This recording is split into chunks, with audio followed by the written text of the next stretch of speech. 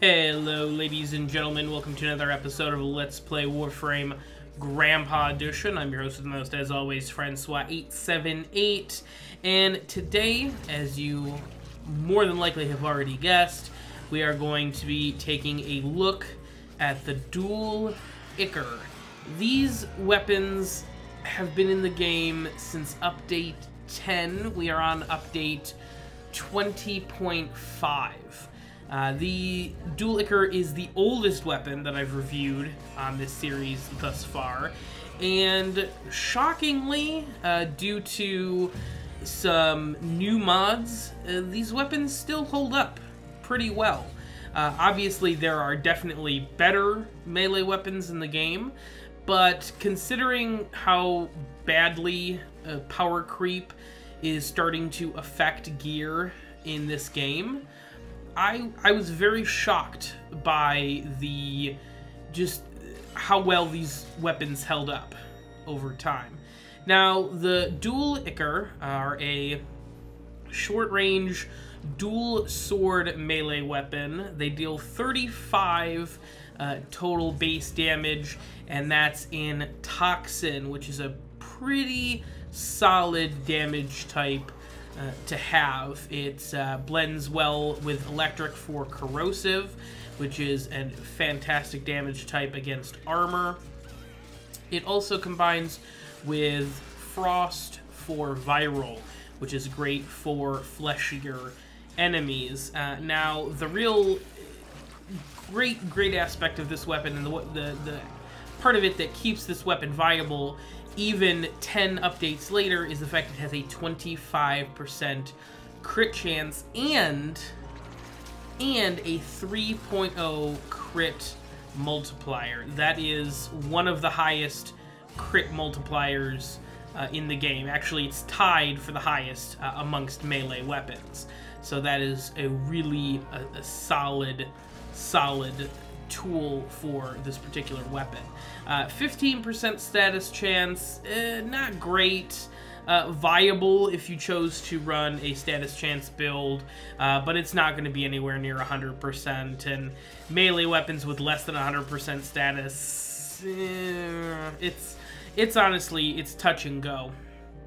But the build that I've decided to run with today are as follows. I've got Swirling Tiger on there just to base the stance that fit the polarity that was already on the dual Ichors. I added 4 form on this weapon, 2 V polarities, 2 dash polarities.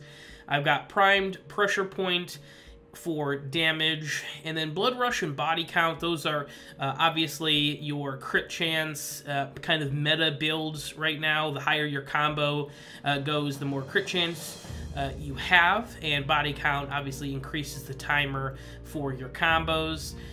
Berserker is on there as well to increase the attack speed. The base attack speed of the dual Ichor is a little, it's average. I was going to say a little low, but it's actually quite average. With Berserker running at 100%, you'll have no problem with attack speed at all. For the last 4 mods, for these first 2 builds here, I have all 4 of the 90% elemental damage mods, obviously in the appropriate order for the faction that you will be facing. Now, this last build is a little different. This is a solo corrosive build, so it'll be better against armored units than fleshier units or units with shields. And I am also using True Steel and Organ Shatter, which is your 2 basic crit mods. That's going to knock your crit multiplier up to 5.7 and your crit chance to 40%. Absolutely. You will be 100% red critting at a 15 hit combo count. It's kind of crazy. That last build was just something I kind of, is more of an experimentation build. It's probably better for non-endless mission types where you can't really reliably get that combo counter up into the hundreds and eventually into the thousands. You get to the red crit much faster. You get to just enjoy that feature of this build in a much more accelerated way. But it's in the long term, if you have time to build up that combo, you will be better off with a 90% elemental damage mod in the long run, especially considering faction types and damage resistances and that sort of thing. Now, that 5.7 crit multiplier, however, that's a lot of crit multiplier. So I would say if you're not 100% sold on the double basic crit mods, maybe run just the crit multiplier mod with a third 90% elemental damage mod. That way you still get that crazy damage multiplication, but it's kind of the split the difference sort of build. The point of this is there's a ton of different things you can do crit-wise with the dual Ichors, and the builds that I showed you hold up fairly reliably until about level 90 or 100 enemies. And that was obviously in the simulation room, so not 100% accurate settings.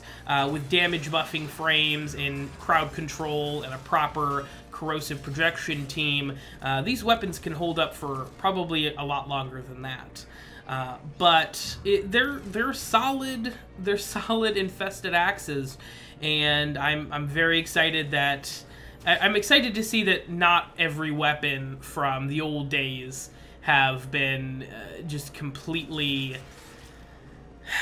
rendered moot by new gear. It just does my heart good, and I don't need an incredible, you know, SS plus rank Riven mod to make these viable either, which is nice.